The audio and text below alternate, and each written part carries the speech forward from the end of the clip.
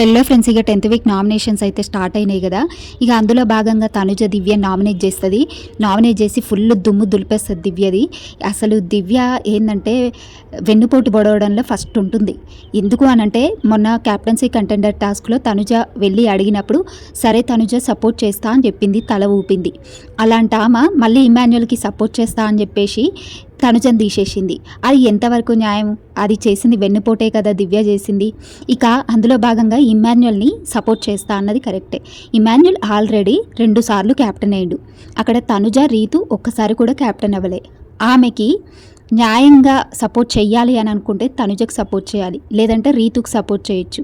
వాళ్ళిద్దరిని పక్కన పెట్టేసి ఇమాన్యుయల్కి సపోర్ట్ చేయడం ఏంది? అంటే ఈమె క్యాప్టెన్ అయ్యింది కానీ పక్కన వాళ్ళు క్యాప్టెన్ అవ్వద్దా? లేడీస్లలో ఇంత ఈగో ఏంటి ఈమెకి? నాకైతే అస్సలు అర్థం కావట్లేదు. ఇక తనుజనైతే పాపం అస్సలు ఆమె ఇంకా తీసేసింది అనగానే తనుజ తట్టుకోలేకపోయింది. ఎందుకంటే అప్పటి వరకు సపోర్ట్ చేస్తా అన్న అమ్మాయి తర్వాత ఇమాన్యుయల్కి సపోర్ట్ నా సపోర్ట్ అని చెప్పేసి తనుజకి అన్యాయం, ఒక పక్క నుంచి ఇమాన్యుయల్కి సపోర్ట్ అంటుంది, ఇంకో పక్క నుంచి తనుజకి అన్యాయం చేసింది. అసలు అది మాత్రం నాకు అస్సలు కరెక్ట్ అనిపించలేదు. ఎందుకంటే ఏదైనా ఉన్నప్పుడు ముందే చెప్పాలి, నేను ఇమాన్యుయల్కి సపోర్ట్ తనుజ అనాలి. అప్పుడు ఆ సీట్లో కూర్చోనీయకుండా వాళ్ళు చూసుకునేవాళ్ళు. మంచిగా వెళ్ళి సీట్లో కూర్చొని ఇంకా తర్వాత తనుజను తీసేసేసరికి ఇంకా షాక్. అప్పటికప్పుడు మాట ఎలా మారింది అనేసి నాకే ఆశ్చర్యం అనిపించింది. అయినా ఈమె ఇమాన్యుయల్కి సపోర్ట్ ఏంది? ఫస్ట్ నుంచి ఇమాన్యుయల్కే సపోర్ట్ చేసుకుంటూ వచ్చిందా? ఇమాన్యుయల్ ఈమెకు సపోర్ట్ చేసిండా?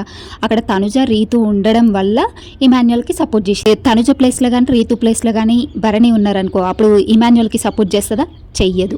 అక్కడ ఈమె ఆడేదంతా వెన్నుపోటు పొడవడంలో తనుజని ఫస్ట్ ఉంటుంది. తనుజ మీద ఎంత కక్ష పెట్టుకుంది, ఎంత కోపం పెట్టుకుందంటే అసలు తనుజ కెప్టెన్ అవ్వద్దు అనేసి హౌస్ మేట్స్ అందరికీ వెళ్ళి చెప్పింది. క్యాప్టెన్సీ కంటెండర్ ఈమె అవ్వచ్చు, క్యాప్టెన్ అవ్వచ్చు. సరే ఈమె డిసిషన్ తనుజ అవ్వద్దని ఉన్నప్పుడు పక్క వారికి చెప్పొద్దు.